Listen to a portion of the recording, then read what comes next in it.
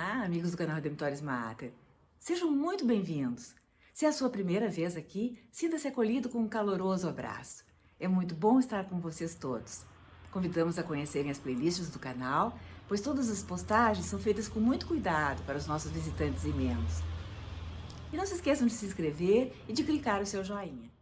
Isso colaborará muito com o nosso canal e fará com que mais pessoas possam ser alcançadas por aqueles conteúdos que nós aqui divulgamos. Muito se tem falado sobre Adão a partir do ponto de vista de quem escreve sobre a criação. Biblicamente, Adão é o primeiro ser humano. Em hebraico, trata-se tanto de um nome pessoal como um coletivo que significa humanidade. Adão, portanto, é o arquétipo do homem e pai da humanidade. O livro do Gênesis tem 2 relatos da criação.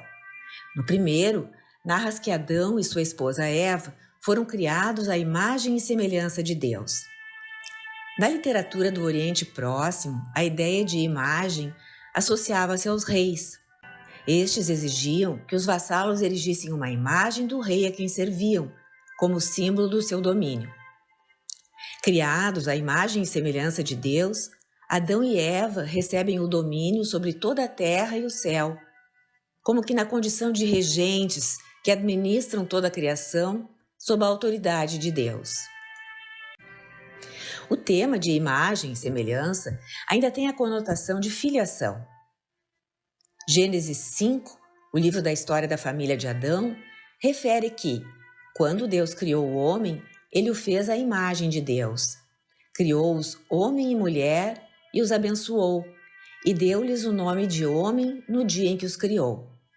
Adão gerou um filho à sua semelhança, à sua imagem, e deu-lhe o nome de Sete. As mesmas expressões usadas para o homem como representante da humanidade, a Bíblia utiliza para o filho de Adão. Analogicamente, Adão é filho de Deus. Esta imagem e semelhança distinguem o homem dos animais, pois o homem tem inteligência, consciência, capacidade de entrar em comunhão com Deus. Na descrição bíblica, o homem foi feito do barro da terra e Deus soprou nele seu próprio espírito e o homem se tornou um ser vivo. Adão recebeu uma alma que animou o seu corpo, fazendo dele uma unidade composta de matéria e espírito. A Igreja ensina que, assim, Adão recebeu a vida natural e uma vida sobrenatural, de santidade e justiça, de modo que havia harmonia em todos os níveis, com ele mesmo, com a criação e com o Criador. Devia viver numa aliança de toda a humanidade com Deus, sob as bênçãos contínuas. Não era uma simples criatura. Desse modo, a vocação de Adão era exercer o governo sobre a criação. O sinal dessa aliança feita com Adão era o sábado, Shabá em hebraico, o 7º dia da criação. A palavra hebraica para jurar uma aliança, Shabá, é relacionada ao número 7, Shebá, a aliança do 7º dia, portanto. Essa primeira aliança de Deus com a humanidade a colocava num estado de bênçãos. Vários detalhes do livro do Gênesis sugerem que o Jardim do Éden foi o primeiro santuário e Adão o primeiro sacerdote. Em inúmeros momentos, a descrição do jardim lembra os relatos bíblicos do tabernáculo e do templo que vieram depois. Em todos, entra-se pelo oriente, é lar dos anjos, são decorados com árvores, fonte de águas sagradas, lugar em que Deus se move ou habita sobre a terra. Deus colocou Adão no jardim para cultivar o solo e o guardar. São as mesmas palavras usadas na lei de Moisés para descrever as obrigações rituais dos sacerdotes e levitas de Israel. A vocação de guardar o jardim significava que Adão deveria estar pronto para defender o jardim de um inimigo poderoso e protegê-lo de ser dessacralizado. O homem, portanto, foi feito para a adoração. Foi feito ainda para o companheirismo com a sua esposa. Deus colocou um limite para Adão quando o estabeleceu no jardim, ao qual ele deveria obedecer. Podia comer de tudo o que havia nele exceto do fruto da árvore do conhecimento do bem e do mal. Se comesse deste, morreria.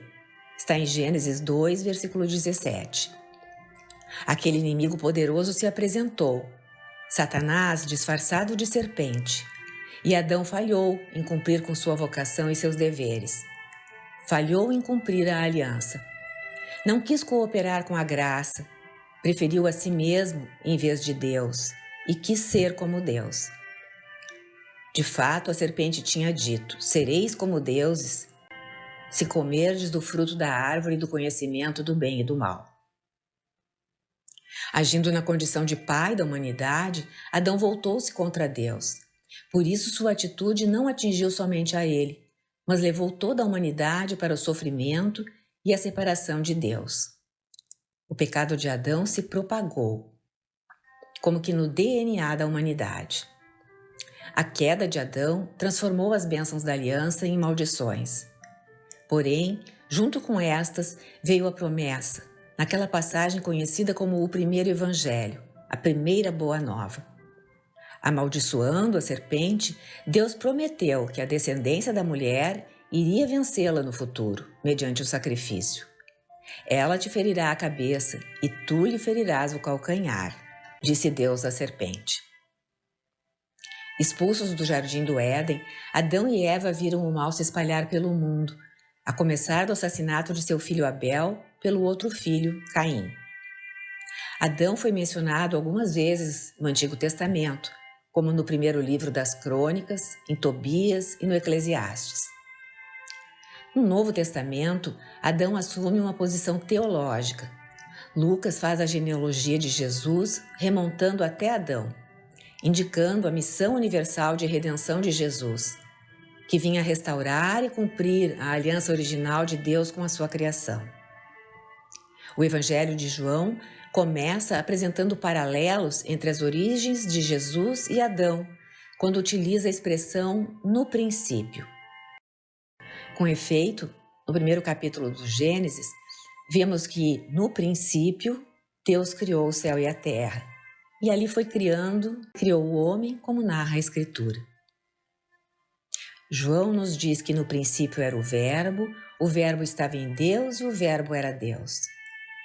Mateus, no capítulo 19, narra como Jesus falou em Adão e Eva para exaltar a monogamia, repudiando o divórcio permitido por Moisés. Para o cristianismo, a tragédia do pecado de Adão é revertida pela obediência redentora de Jesus Cristo. São Paulo identifica Adão como o tipo, a figura de Cristo. Os padres da Igreja apontaram vários paralelos entre Adão e Jesus. Ambos são filhos de Deus, com a vocação de constituir a família de Deus sobre a terra. Enquanto a desobediência de Adão afundou a humanidade, a obediência de Cristo a redimiu.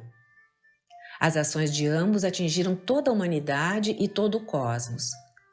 Toda a criação resultou perturbada pelo pecado do primeiro e reconstruída pelo sacrifício de Cristo.